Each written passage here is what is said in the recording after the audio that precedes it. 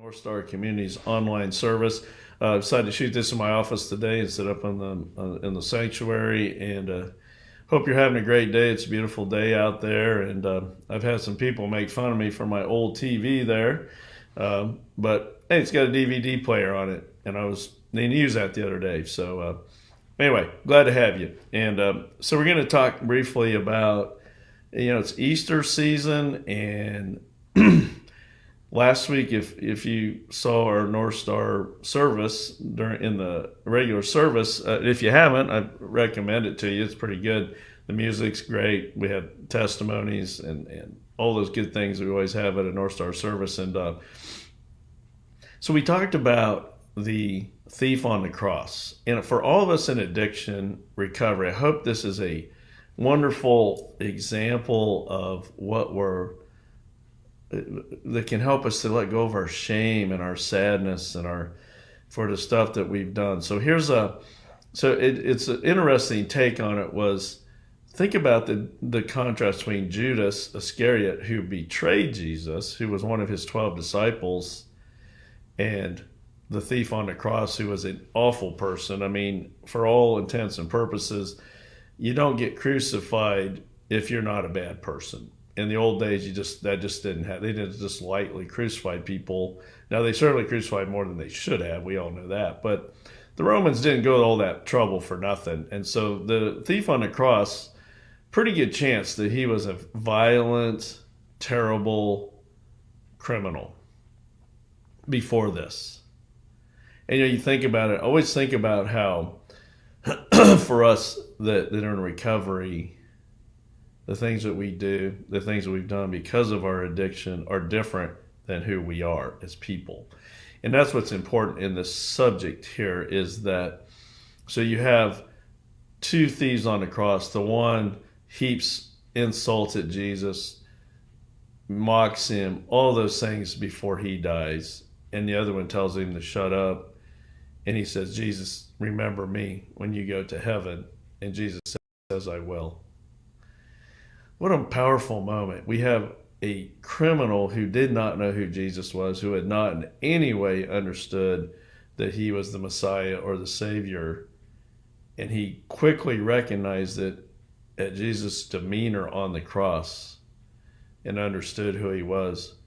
Or we have Judas Iscariot, who was a disciple, who was there with Jesus as he performed miracles, as he preached, as he did the great things that he did. And how could Judas betray him like that? How could that happen? Judas had some of the greatest religious training that one could ever hope for, and yet he still chose to betray Jesus. It's hard to understand. And I think the point that like John MacArthur talks in one of his books, he talks about, not only when the other part about Judas is that when Jesus says one of the 12 are going to betray him, not one of them, in the Bible at least, looked at Judas and said, he's the guy. He's the one that's going to do it. None of them thought of him as the betrayer. So I guess Judas was carrying a lot with him, a lot of dishonesty and coldness and brokenness. But I think the bigger part of the story is that a thief who had been living addictively, who would probably go down the path, and maybe that was what was driving his violent behaviors, to steal from people, rob from people, and was to keep his addictions going, keep them alive. Maybe he had huge abandonment issues. He found a gang that accepted him. Whatever his background story is, but we know it was rough. We know it was violent. We know it was terrible. All he said was, Jesus, remember me. I have put my faith in you. That's all he had to do. He didn't have to go to some confirmation class. He didn't have to go do 20 good works before he could go to heaven. So I hope the point of this talk is to get us to understand our shame is our shame. God does not shame us. He understands our heart. When you look at all of the stories about Jesus, he hung with people like us in addiction. He saw through the bad behaviors and saw the brokenness, the anger, the hurt, the sadness, the confusion, all those things that aren't really us, but that what we display. So for all of us, I hope as we continue to go through recovery, one of the things I hope that we will get out of this is that we'll have time to be there for others who are struggling, that we'll be able to make things better by helping others with their own journey of recovery, just as we needed that when we first started. And we can do that when we really understand the love of Christ. So I always tell people one of the things that I think a good way to understand Jesus better, particularly those that didn't grow up in the church, is to read his parables, because his parables were always based upon something that happened prior to that. So the the famous prodigal son parable, which I think is the greatest of all, he tells that story to the church people because they're judging him because he's talking to the addicted people, to the broken people. They're judging him for that. He's trying to get them to see how God's love is never ending, how it's always there. So for the Judas and the thief on the cross, perhaps the best parable is the workers. And I'm going to read this parable to you. And excuse me, and we have to remember that right before this, well, let me read the parable first. So God's kingdom, so this is Jesus talking. God's kingdom is like an estate manager who went out early in the morning to hire workers for his vineyard. They agreed on a wage of $1 a day and went to work. And let me jump in. So in the original version, it's denarius. That was good pay for back then. The Roman soldiers made a denarius a day. So if you were who stood on the street waiting for someone to hire you, that's pretty high salary. They were happy with that pay. Later, about 9 o'clock, the manager saw some other men hanging around the town square unemployed. He told them to go to work in his vineyard and he would pay them a fair wage. They went. At this point, he didn't tell them what the wage is, but he must have had some good reputation for them to trust him. He did the same thing at noon and again at 3 o'clock. At 5 o'clock, he went back and found still others standing around. He said, "Why are you standing around all day doing nothing?" They said, "Because no one hired us."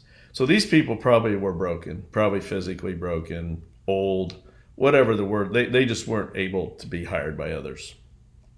So the vineyard worker may have taken some sympathy on them. He told them to go to work in his vineyard. When the day's work was over, the owner of the vineyard instructed his foreman, "Call the workers in and pay them their wages.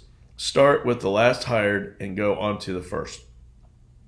Those hired at 5 o'clock came up and were each given $1.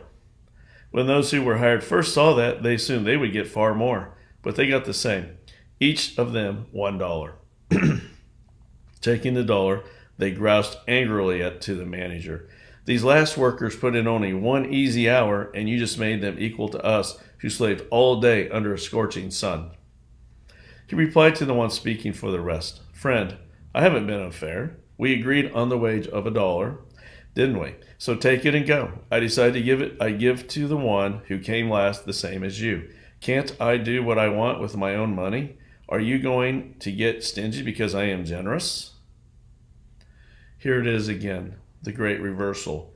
Many of the first ending up last and the last first. What a powerful story when you think about it. That's why I always tell people, understand Jesus. Don't look at us Christians, but look at what he wrote and talked about. And the parables are a great place to start because he really uses parables to tell uncomfortable principles that call us on what we're doing. So the thief was last and he was first. Judas was first and he was last. Hard to understand, hard to reconcile. The point is, all you got to do is put your faith in God. The rest will take care of itself. Hopefully, again, as we recover, as we build that rich, full, meaningful life built around connection and love and faith and meaning, that will be there for others, those kind of things. But if you don't, you don't. I mean, I think about when I talked about John last week, who was heroin addicted, all this stuff, robbed banks, did all these things, had 9 outstanding warrants for him in different states. And when he became a Christian, when he got it, he went to recovery, he quit using, but he had done so much damage to his body. He had AIDS from bad blood transfusions. He had liver, of course, his livers were gone, and all this stuff that goes with wild, reckless substance addiction. He was baptized about 3 hours before he died. He was last, and he finished first. For many of us, me including, I grew up in the church. Do I show that? Do I have the love of Jesus as I live my life? Do I demonstrate that to others, or do I get judgmental and all those things? And it's so easy to do. But if we just believe in God and we believe in Jesus Christ and his representation of God's love by him coming here and living his life and doing everything he could, and really so much of what Jesus did was he destroyed the old world of attachment and addiction and replaced it with love, and we've struggled with it ever since. But I do believe that Jesus loves us. I believe that Jesus came here and lived his life, tried to get through to us, and then we put him to death because he was challenging our very addictions we hang on to. But he came back, and he's here today amongst us, spiritually living amongst us. And that's where I think we get in so much trouble. Jesus is here spiritually to nurture us, to teach us, to guide us, to give us faith, to give us reason to live the right ways. And I think that the part we always forget, I told you earlier, is about how we forget how the Bible works. So Jesus' parable was preceded by the rich young ruler, who I've always talked about how this story always made me uncomfortable, because the rich young ruler was basically telling that he was living a good life. He was doing the right things. But he said, what else do I need to do to inherit the kingdom? And Jesus said, don't steal, don't lie, don't do those things. And he says, I'm not doing any of those. I said, all right, well then take all your possessions, because he was rich, sell them all, give them to the poor, and follow me.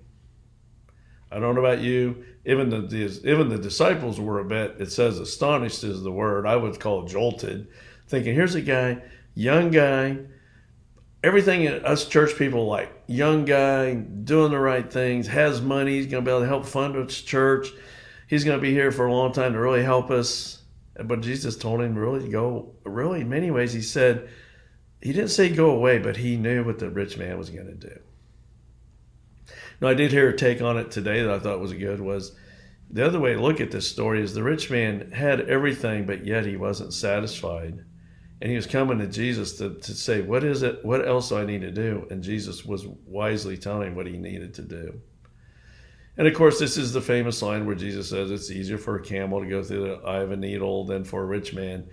And what he's really talking about, we're not judging rich people. What he's telling us is we all have attachments and addictions.